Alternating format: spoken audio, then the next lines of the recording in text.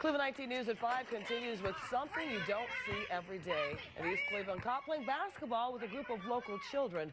This video making the rounds on social media. It is an interesting turn of events that led up to this all taking place. In fact, that officer was actually responding to reports of kids breaking into a daycare initially. My goodness, the area doesn't have playgrounds, so the kids, well, they wanted to find a place to shoot some hoops.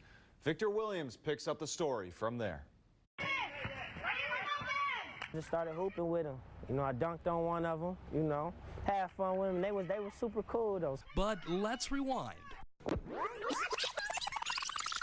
East Cleveland officer David Duncan was called out to the Infant and Toddler Community Center for a totally different reason. We got a call for 10 to 15 juveniles throwing rocks, possibly had broken into a daycare. But the closer he got, the more he realized that no damage was done whatsoever to the property, and that the large group of kids were only making use of the daycare's playground. One thing they said to me was, you know, we don't mean any harm.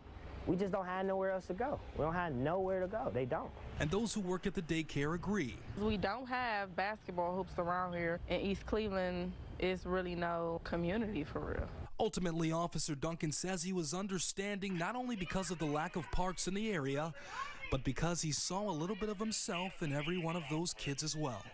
You subjected to do certain things. It's cause and effect. It's nature. I was one of those kids, so I get it. I get it.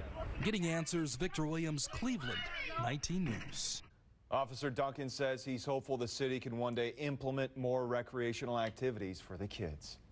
I mean, they want to exercise. They want to be outside. I mean, they should have a center there. Good on him. Hopefully he can be a I know. spearhead for something good. I love that story.